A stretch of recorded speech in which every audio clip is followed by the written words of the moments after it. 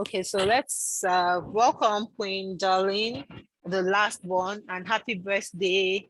Yeah, the last celebrant we had before this meeting, I guess. Yeah. So thank you for coming. So let's go through the topics. Let's start with topic one, which is what are your thoughts on there being a difference between being religious and being spiritual? And if you think there's a difference, what's the line? What's the difference between being religious and being Actually, spiritual? actually, in my opinion, I don't think there's any difference because it all boils down to the practice the person is into, whether you're a Christian, you're Muslim, you're Hindus. Religious and spirituality, I don't see much difference in it. For me, Okay. it's the same thing. Yes. I just see it as an excuse when people say, oh, I'm religious, and when someone say I'm spiritual. I don't get it. It is still one being you're referring to. It is still one being, the reverence to self. To me, there's no difference in between those two. Okay. Yeah. Okay, so let's move on to the second topic quickly then. So what are your thoughts on sharing the ATM and your ATM pin with a spouse? I Is beg, bro, it a yes or a no? What? except is the family account. Fine. If it's my personal account, I'm not sharing anything with anybody. Hold Okay. your own. Yes, Hold on. transfer the money. So is there a reason for that? Is there a backstory or something? Or it's just as in it's It's just based not on really other like, people's experiences? no, for me, actually, I kind of like my boundaries being respected. Like, this is me. I just don't want us to have issues over nothing. It's not about trust. No, no, no, no. It's not about love. No, it's just about personal way of living. I just want to have my thing, my thing. I'm not bugging into yours. Don't get into my, because what I'm saying this thing is, you may have my ATM and maybe someone gave me money to keep, and I'm trying to tell you it's not my money.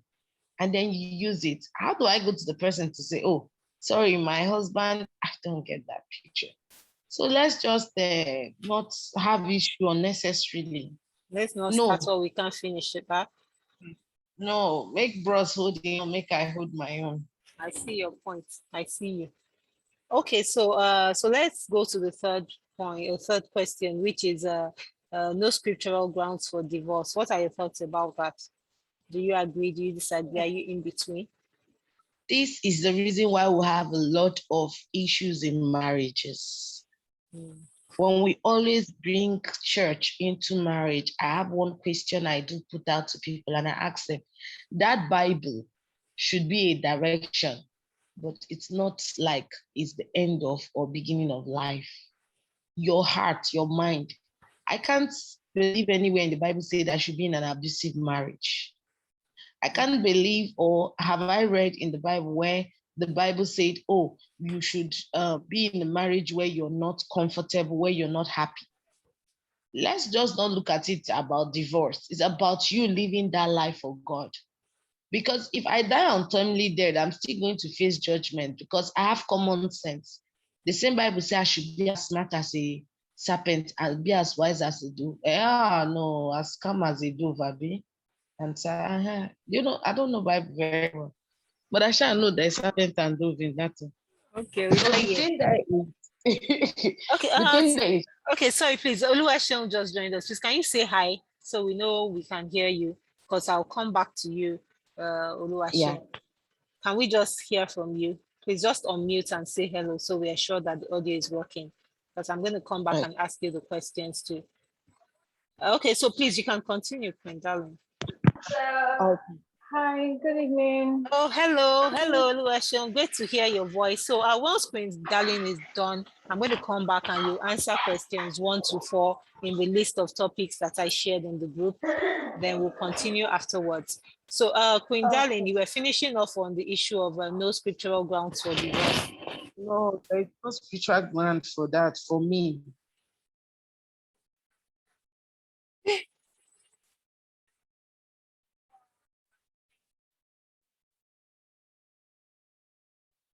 Sorry, Queen Darling, I mistakenly muted you. Can you unmute?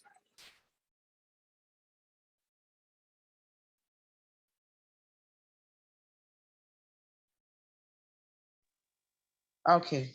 Hello. Yeah, sorry, it was a mistake. Please, can you continue? I mistakenly muted you. All right.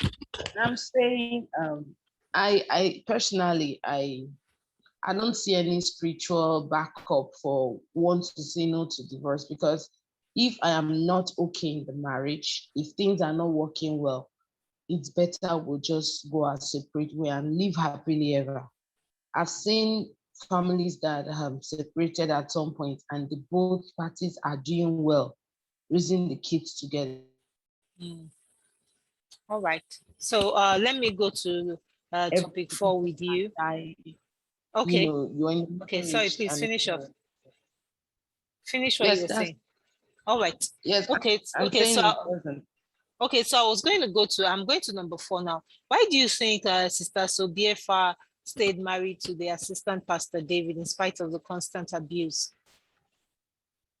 I just think it's a self-esteem issue, Okay. lack of direction. Yes.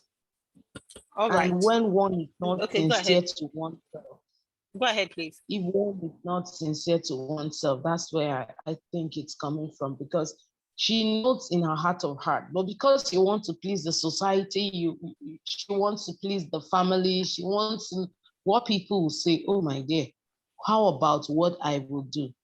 Because at the end of the day, if anything goes wrong, the person in question going down. So at that point, for humility's sake and for your peace of mind, take a walk. Forget about what people will say. Because at the end of the day, their opinion doesn't even count. When it comes to an abusive marriage, no, it doesn't count. So for me, she made a big mistake. She should have just taken a walk when she saw the red flag. She chose to stay because she wants to stay. Yeah. Thank you so much, Queen Darling, for your thoughts. So I'm going to ask you to mute now, please, and ask Sister Luashon to please unmute, and then I'll ask her the first 4 questions. When I'm done with the first 4 questions, then I'll start throwing the rest to everyone. Okay, thank you. Yeah. Okay, so Sister Luashon, welcome again. Thank you. Yeah, so I'm going to, you got the list of topics, but I'll read out anyway, just so that for the benefit of those listening afterwards. So the first topic we had was the difference between being religious and being spiritual. Do you think there's a difference? And if there's a difference, what do you think the difference is? If not, I actually do not know how to put it, but I think I would like to skip the first question. When it comes to being religious, how do I put it? It has to do with someone who has got a religion, but you take it the other way around. You take it, you make it too high, extravagant. How do I put it? You do not really follow the real pattern. For me, then being spiritual.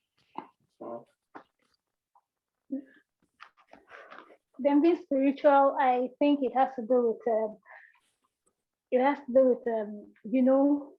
having the spirit of God or what you serve in you. That's for the first one. okay. Then the second question. It says I'm sharing ATM PIN with one spouse. Yay or nay? So yeah, would you advise anyone to share their ATM pin with their spouse? What are your thoughts on that?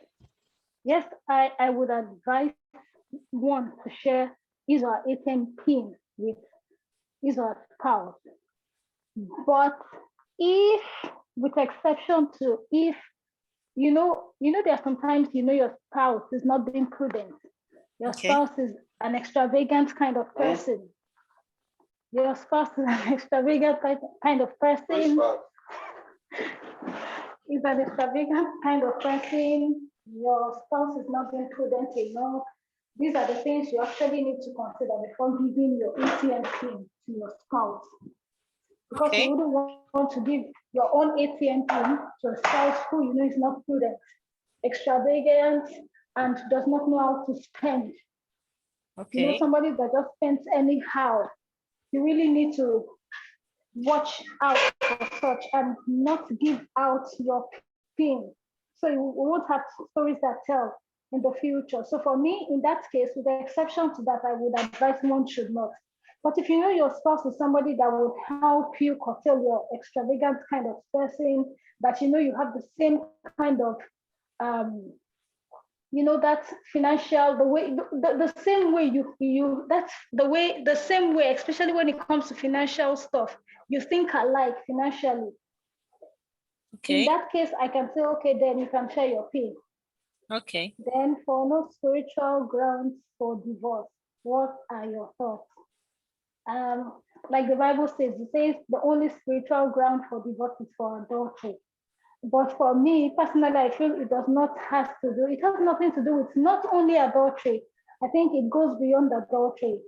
In the case of violence, physical, emotional, verbal assault, all this abuse. In when this comes up, I think these are spiritual grounds for divorce for me, because I see no reason why you will physically abuse me and you will say I cannot or I shouldn't divorce you. Same goes with verbal abuse, because these things, they go a long way in marriage. So for me, I think it's not only infidelity or adultery that is the only ground for divorce. It goes beyond that.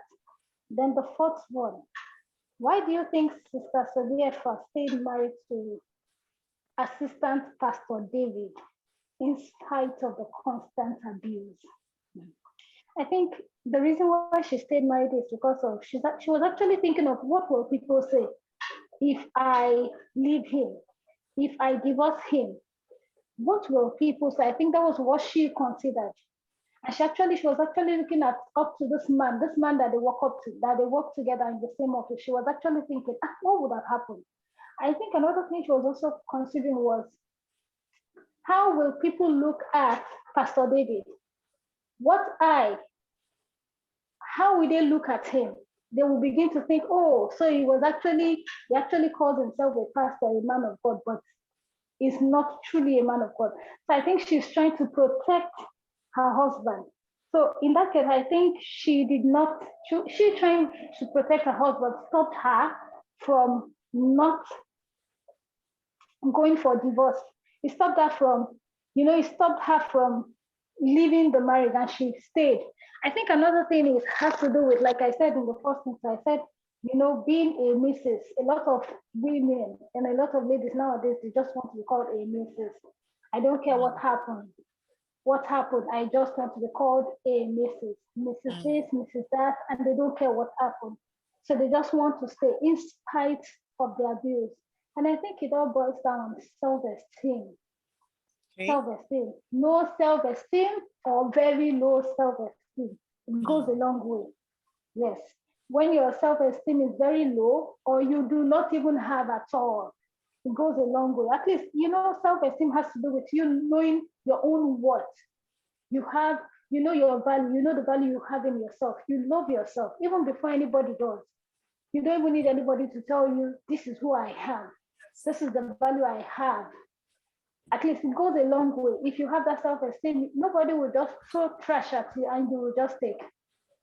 Then the fifth one, what are your okay, thoughts sorry. on? So I'll take it up from here now. So for the fifth one, I'm going to throw it open to both you and Sister Quindalin. So Sister Quindalin, you can unmute now.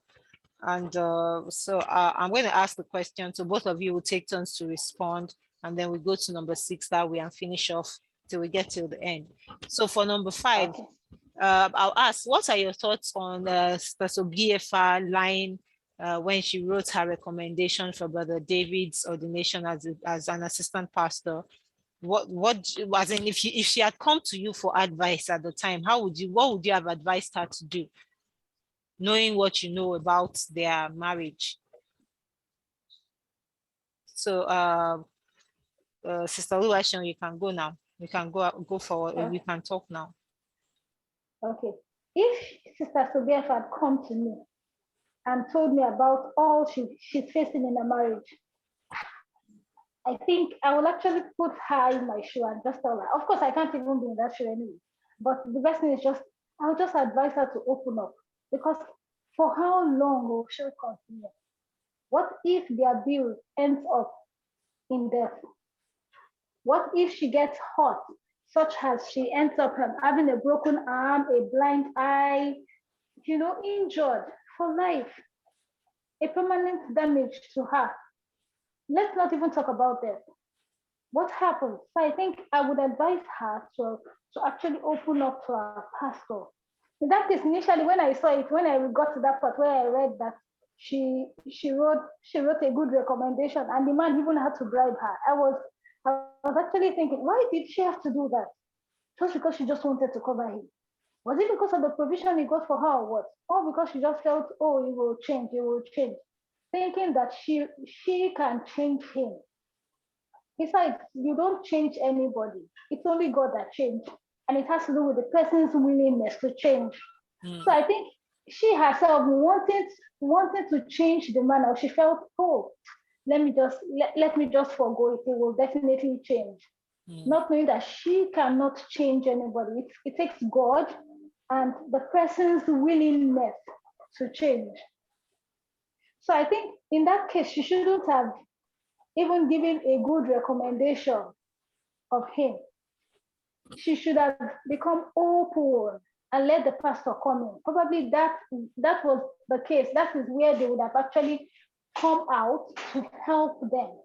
Their counseling and all that, at least then that will create an avenue for them to get help.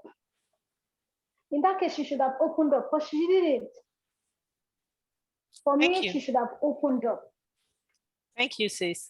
So, Sister Queen, darling, what do you think about what are your thoughts about Sister Sibir, so BFR line, when she wrote her recommendation for Brother David's ordination as an assistant pastor? In fact, first of all, when I read that, what came out of my mind? Who sent you? Because the ball was all in her court. She had every right to go back to the pastor the next day, or you could actually see a pastor outside his office.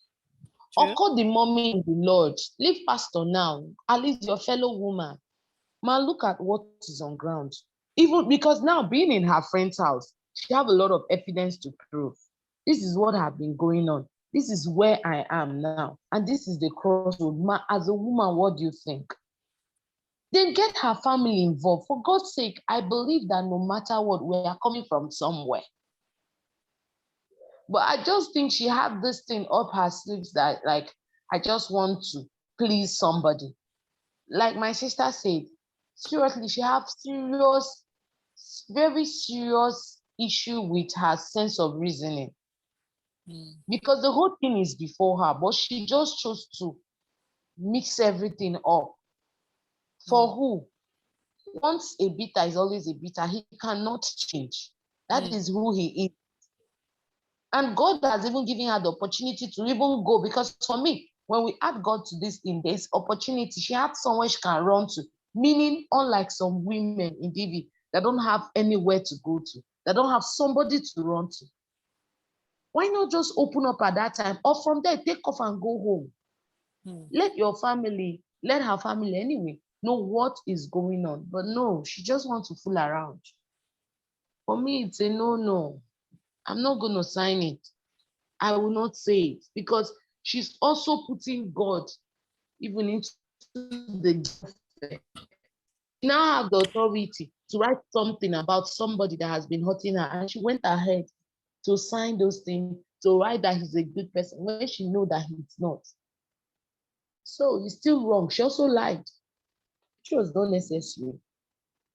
You actually have a point there, because for me, what I've seen with many people who claim that they are being virtuous women with their husbands per se, is that sometimes they have no qualms lying to others, or in some cases you hear of maybe a lady that maybe her husband is molesting young girls, and in a bid to save her home, she's maybe committing abortions for girls, and also she's committing a crime because she wants to prove herself being a good person. And the Bible, that because the requirements about getting what they call it, a recommendation from the wife, is actually scriptural.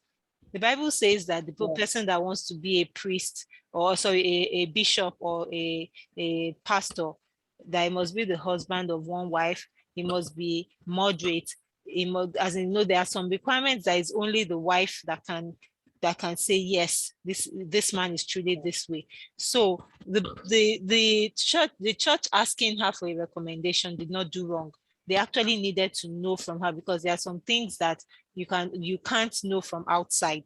It's the person that is living with the man or woman that can't tell. And so that's one thing. And then the other thing for me is that I feel she had come to me to ask me that what should she do, that these are the issues, and if I was already aware of the abuse. I would have told her in the first session. I'd mentioned that one thing that happens with many of us in these parts of this world is that we have only two extremes. You're either happily married or you are divorced. We don't have that in between buckets of that, okay, maybe you don't want to get divorced, but you understand that this marriage is not going the way it should go. Maybe you should get counseling. You should go for marital counseling, proper counseling. And I think that time when she was asked for recommendation was a good opportunity for her to open the door to counseling if she did not want to leave the marriage. I won't quickly advocate for divorce personally. I would say try counseling first. See if you can still make things work, but not in a patchy way, but in a way where you lay all the cards on the table. And I felt like that time when she was asked for a recommendation was a good opportunity for her to talk to someone in authority about his behavior. Because obviously people like Brother David are people that once they still, I don't know if you know about the judge in the Bible, that they said he did not fear God, or he did not fear, and he did not fear man. Those are the worst types of people to deal with. They don't fear God, they don't fear men. But David seemed like someone that still had people he still feared, in quotes, that Sister Sobiefa could have involved in the matter before maybe deciding on a divorce. In the morning, I'd said that I would have preferred that they separated while they walk through the issues. Because for me, I'm not one of those that think that because someone is an abuser, he's the worst person in the world. I still believe there is hope for an abuser that gets help, because they don't become abusers just by, sometimes many of the abusers we see today were sometimes victims of abuse themselves, or they actually watched their father abuse their mother. So they were not born as abusers. So they still have hope if they get help. So I don't like to quickly just say, oh, it's an abuser, therefore it's cancelled, or she's an abuser, therefore she's cancelled. I still believe that when someone is made to confront the ugliness of his or her behavior, they can still get help if they open themselves up to help. So I really, in as much as I don't condone abuse, I don't think that it is a solid ground for divorce. But if you decide that you should go for divorce after you've tried counseling and it broke down, then yes, I can say, okay, in this case, you've tried all you know to do. But before I say yes, and for me, I think if Sister Sobiefa had explored the option of when she had the opportunity when she was asked for a recommendation, if she had spoken up at about that time, maybe the end that we saw would not have happened. That's what I think. So I'm going to go on to number 6. Again, it's open to both of us, but so everyone. But I think Queen Darling will go first again on this one. Why do you think Sister Sobiefa did not involve her mom while the abuse was at its peak? I said I was going to modify the question, and the reason why was that by the time we read more, we found out that the mother was actually aware of the abuse. She knew about the abuse. So my question is, I want to bring in the mom in this matter now, because I know that Queen Darling has said something about involving people, but it appeared that the mother was aware and she seemed to just have looked away. So I want us to talk about that and talk to the fact that some parents are aware of the fact that their child, typically female, is being abused in his or her marriage, and they seem to look away. I want us to address that. So, Sister Darling, can you go first? All right. Thank you, sister. The issue here is okay, from the experience, let me just say from experience, real life experience now that I'm aware of, it's also fear of the unknown from the parents. The mom in question was scared about what people would think of her and her daughter, how she didn't train up her daughter properly, and how it's against her belief for her to speak up that hitting a woman, it's like it's nothing. They grew up to see those things, you know, and it's a no-no for me. If I know I have such a mother, it's time for me to take a walk too. Seriously, because I can't stand the fact that my mom will let me go through abuse. And the mom, if I am sure, never confronted the man to ask him, why do you hit my daughter? Or you're not supposed to do this or that. She just, let the things slide. That is why I will still say to you tomorrow, if a man abuses me emotionally, by words, verbal, any form of abuse, I can't take that hit. I don't know for some people, but it's enough for me to separate because I'm very, very emotional. And I know next thing it will lead to my health. So for my peace of mind, let me take a walk. Then for her mom keeping quiet over this is a no-no for me. What happened to the mother protecting her child? What happened to the mother? Okay, like I know this one that I know is that the mom was confused. She don't know what the pastor would say, the church women would say. All she did was call up her sister and then ask the daughter to go to her sister's place for a while. Without the husband knowing, she just sent money to her daughter and asked her, because the daughter was not doing, she was just a housewife. So she paid for her transportation for the daughter to live with her child. And they both took off to her sister's place in a place where nobody knew about their whereabouts. At least for a month, even when the husband came looking for them, she was like, what happened? Where's my daughter? That kind of, because that's the only thing she could do. Knowing fully well that for them, the husband is also abusive. He would definitely tell the daughter, it's a normal thing. I do it to your mom. And she grew up in an abusive home. Another home.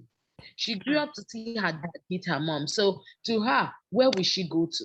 But I love the fact that her mom looked heaven, looked earth, and like, oh, my sister, this is what is going on. And her sister, being the kind of person she is, made an arrangement for somewhere for the girl to be there for at least 3 months. And nobody knew where they were.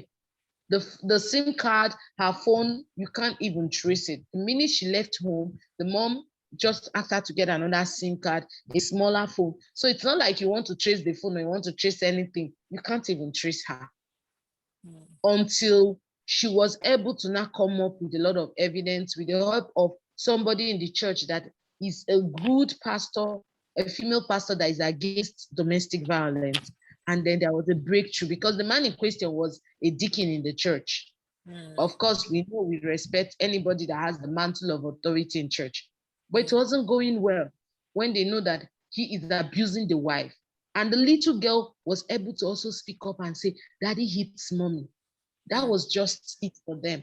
There and then the marriage was dissolved by the church. Wow. This one was not even caught. The church dissolved the marriage because the girl was going into depression. Wow. So you need to choose between having a living church member and a dead church member for the sake of what the Bible says. She was really, you needed to see a girl that went into marriage happy, and you need to see the one returning back to her mother's home. She was broken.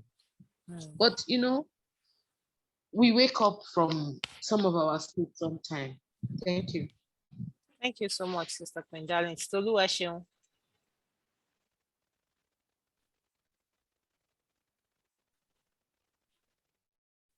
Stoluwaseun, are you there?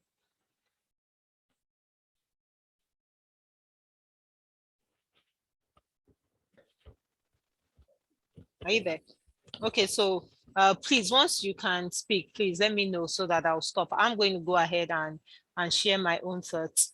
So for me, why do I think Sister Sobefa did not, as in, what do I think about her mom's involvement in all of this matter? Because we found out later that she was actually aware of the abuse. For me, I would say that, first of all, we need to also understand, like Stephen Darling had said, there's the issue of that majority of the mothers, our mothers, have been conditioned to consider abuse as normal. You know, there's actually a Yoruba proverb that tells you that Ile eko, which means the husband's house is where you'll be trained. So you're expected to face a lot and weather everything. I do believe that yes, there's some bit of truth in that, in the sense that as you grow, you get to meet challenges and all, but it's not normal. We need to let people understand that it's not normal for one person to hit another person. It's never normal. So I try very hard not to be too harsh on the older women, because for them it was normal. There was nobody that was willing to understand with you why, as in when you speak up against abuse. And you know, there's a lot of things we've been told that whatever it is, make sure there's no third party that hears about what's going on in your marriage. I think all of those things also add up to them having to, and then, you know, some, in some cases too, some of them, maybe they are going to lose their place in church, where if they allow their kids leave their marriage, or maybe in their religious organization, so, or their social organization. So there's a lot more than just come back home or don't come back home, because for them, when they say come back home, I think it affects their social status somehow for the kids coming up. So I think it's a bit challenging for them, but I hope that we are able to penetrate and let them understand that, as Stephen Darling has said, it's better to have a living daughter or a living child than a dead one. But I think again that one of the reasons why we find ourselves in this bind, I'll go back again to it, is that we have only a binary ways of dealing with marital issues. It's either stay there and die there, or leave. But I think there's a middle way, which is, let's understand. Just like if you go to the hospital and you are sick, the doctor is not going to say, oh, let me leave him or her to die, as one option. Or the other one is, let me, they will keep trying to get the sickness out. Even when they tell you that the sickness is incurable, they're still going to try to make your life, as in to make the pain less, even if it is a terminal disease.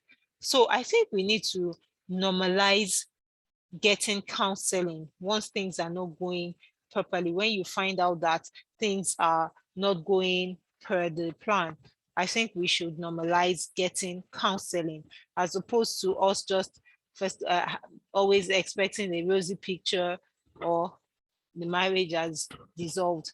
I think parents, everyone should begin to work harder on encouraging people to get the to go for counseling when things are seeming to get a bit too difficult. So we are almost out of time, thanks to our free Zoom. So I want us to talk about Preye's disappearance and death. If you remember Preye, that was her fiance that she loved so much, and they had the same surname. I'd like to know, do you think he had some relevance to this story? And if yes, what are your thoughts on its relevance? Sister Queen Darling, you can unmute and speak. Thank you very much. For my part, he affected her upbringing. That's one for me. One very important point I picked up. You know, growing up, if you socialize with other people, it helps your sense, let me not say your one sense of reasoning, because one can be able to come up with a lot of ideas, with a lot of, personal mindsets to say, this is what I want, this is how I want it to be. You understand? This way I'm coming from. For that upbringing, you see, everything about them was just within them, the family. There wasn't other social people that made much influence in her life. She just had this direction. It was all about him. She was going to end up marrying him. She was going to do this with him. You know, everything was just cycled around him, which for me is not healthy. it kind of affected her sense of reasoning because it also affected her accepting this marriage. You see, everything has a root. The depression was not out of her mind. That's why somebody could just tell her as a pastor, do it, and then you will do it. Fine, the man that introduced her to that church, who is also her colleague, why didn't she go to him at first to also say, this is what I am going through? Inferiority complex is really a big issue. And the girl child needs to be educated to wake up, to be educated to speak up. If somebody, especially when they are growing up, if the child is taught from growing up to do this, to do that, they will speak up. And if she was allowed to mingle, or if she had let herself flow with other people, I guess it would have done a lot of things in her life. Yes, they were good friends. Yes, they had everything going. But if you notice, everything about her life was about him. Going for service also was about him. Even during service, she wasn't mingling until something happens to him. Sure. Because she knew that, oh, I'm ending up with him. Which is not, I didn't say be promiscuous, no, but you could meet friends. You can't be all tied up as a human. It doesn't make any sense. Because when we meet people, we have tendency of learning. You know, we see new things, we learn new things, we grow up. People step on toes. We could actually say, oh, is this how this can be done? I personally am a very emotional person, but going with people, I noticed that, oh, somebody could actually tell me, oh, you're a stupid person, and I won't let it work me up because mommy's in the kitchen. Sorry. Okay, tell her I'm in a Zoom meeting. I'll be there in the next 3 minutes. You know, okay. Sorry about that. No problem. So for me personally, that's where I'm coming from.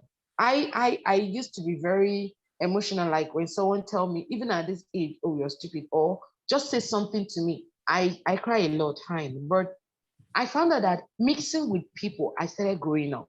The only thing that does not work me up is when I'm working with my students or working with teenagers or doing my job on, you know, talking to kids or counseling them. I don't feel bad. I could take anything. But I also told myself, if I can take this, then I should be able to take when a friend tell me, oh, Queen, do you know you're stupid? It's just a joke, but I shouldn't talk to it. And gradually I started fitting into, I'm very antisocial. I can talk, but don't tell me to come out. I find it difficult to leave my comfort zone. But gradually I'm beginning to fit in because I got in contact with friends that would let me know it's not harmful.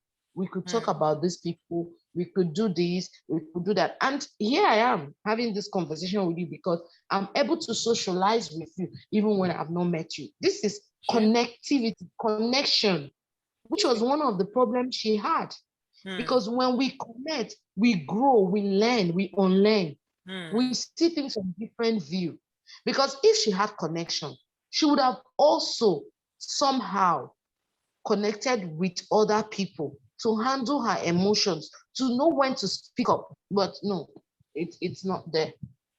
It wasn't there. Okay. So, yeah. Thank you so much. Sister Oluwaseun, can you speak now? Are you still there? Okay, so let me go to the final. Okay, okay, you're muted. Please go ahead. Okay. A minute, please. Please go ahead. I should get question number 6, right? We've actually taken 6 and 7. So if you can quickly, I guess we'll round up with your talk because we have only 4 more minutes to go before the our meeting time is exhausted. So if you can take number 6 and 7 in 4, now 3 minutes.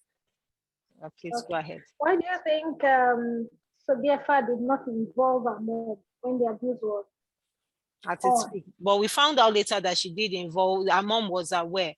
So I modified the question to ask that, why do you think that her mom did not take any action to extract her from the abuse at the time? I think because, you know, sometimes a lot of people feel it, they take it as a norm. This abuse thing, sort of a thing, they take it as a norm.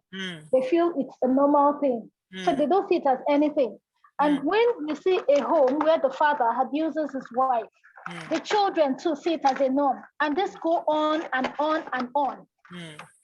Only if the children are being educated on the consequences and on the wrong. So I feel her mother felt it was just a norm. And I think another thing is, some mothers, they feel, what if I speak out? What if my child leaves the marriage? How will people see her? In what light will people see her? They feel, oh, the shame. Oh, she has gotten back to her father's house. She's no longer married. So a lot of them tend to just hide it and tend to ask, they tend to tell their children to just persevere, persevere and endure, because they feel, oh, what about the shame? And I think it isn't right at all. They are not actually considering what their children are going through there, but they're actually considering what other people will say about them. As regards Priye's disappearance and death, it's such a painful one anyway, because he actually wanted to come visiting her and he was kidnapped and he died. So it's a painful one. I think Priye's death caused this thing, it caused it, though she could have avoided it. Sure. She could have avoided it by, not marrying David, Pastor David. But I think Priye's death made it happen. Though I won't fault it to Priye's death. Actually. Okay. So thank you so much. So for me, I in the morning I'd said that I think that she didn't allow herself heal properly from Priye's death. I think she just went in and allowed all of those, thus saith the Lord, and all to kind of becloud her judgment. I think she didn't give herself enough time to grieve and basically heal. And I think the point Stakwendalin made about her not socializing with others also was a valid one. She was too into just one person, not that we are promoting promiscuity, but at least learn to relate with other people as well. Even if you have a boo that is, you're getting married to, still have friends, relate with other people, grow yourself. I think we're going to have to, we'll probably talk about the Pastor David's suicide maybe in another session if we have time. Otherwise, okay, in 5 seconds or 10 seconds, can you, Mr. Quindarin, and then Sister Oluwaseun will talk about Assistant Pastor David's suicide, and then we'll close the session. Can you? Is there anyone that can unmute and speak about that, and just as we close? His suicide was, for me, not necessary. He should have lived up to what he started. As in, he should have tested